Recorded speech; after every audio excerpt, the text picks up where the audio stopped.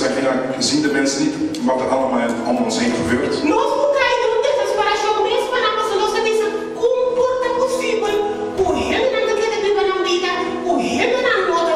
We kunnen zelfs wanhopig worden dat we zeggen, ja, waarom zien de mensen het niet? Maar ze zien het niet. Ze zien het niet zoals wij het zien.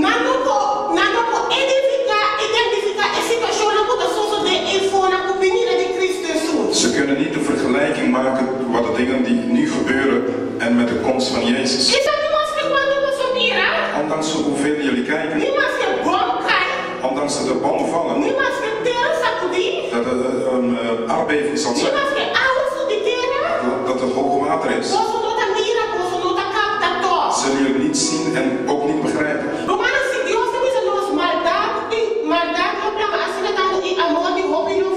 Als God zegt het kwade zal rondgaan en de liefde van velen zullen verzwakken.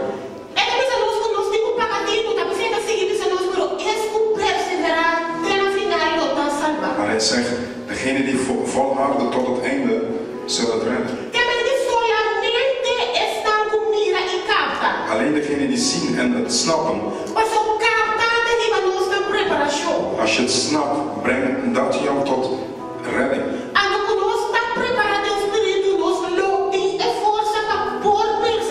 En als we voorbereid zijn in de geest, hebben wij de kracht om te kunnen volharden. Als wij niet in de geest voorbereid zijn, broers en zusters, zullen wij niet kunnen volharden. Zullen wij niet de dingen niet kunnen verdragen die op ons pad komen. We zullen geen onrecht niet kunnen volbrengen. Of afwijzen kunnen wij niet aan. Verraad kunnen wij niet aan. Maar dit zijn allemaal dingen wat Jezus wel moest verdragen. Dus het moment dat wij in geestelijk voorbereid zijn, dan komt de waarheid in onze geest. En dan hebben we iets om aan vast te houden. Wij moeten de waarheid in ons hebben om daaraan vast te kunnen houden.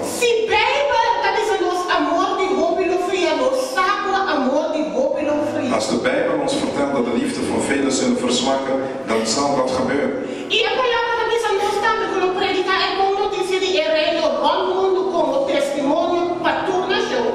En het woord wordt ook verkondigd over de hele wereld. En dan zal de einde komen. Ondanks dat we weten dat de liefde van velen zullen verzwakken. Ondanks dat we weten dat velen Jezus niet zullen aannemen.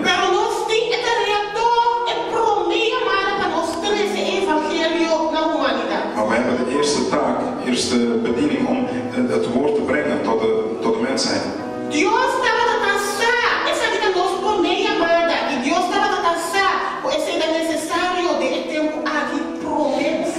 God wist dat dit onze eerste roeping was om dit te kunnen doen, mensen tot Jezus te brengen. Wij moeten goed begrijpen omdat God rechtvaardig is. Want straks kan niemand zeggen, ze wisten het niet.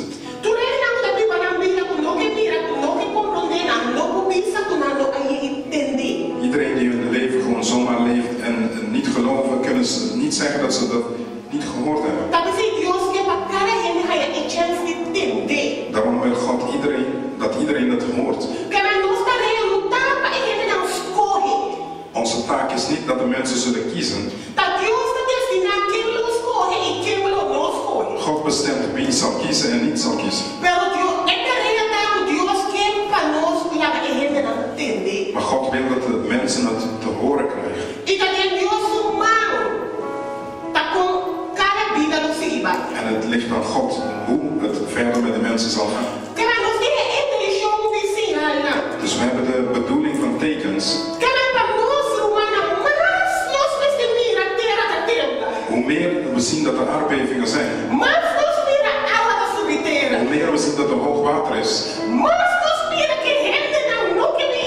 Hoe meer we zien dat de mensen niet aan de gemeente willen komen,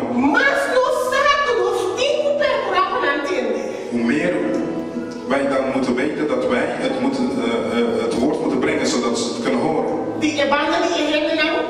Aan de kant van de mensen. En van onze kant uit moeten wij weten dat wij voorbereid moeten zijn. Maar wij staan hier niet bij stil. Het is inderdaad stil. Het is stil. Het is stil. Maar hoe lang blijft het nog stil?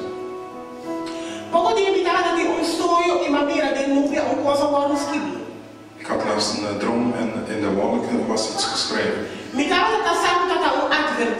Ik wist dat er een waarschuwing was.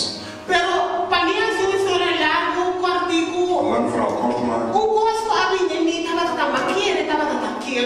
Eén ding wat in mij opkwam, ik dacht dat het stil was. Maar het was niet stil. We kunnen denken dat het stil is. Maar het is niet stil.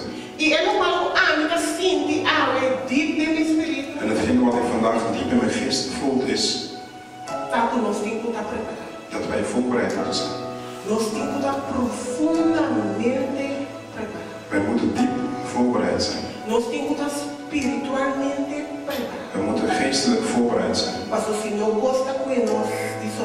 Anders worden wij verrast.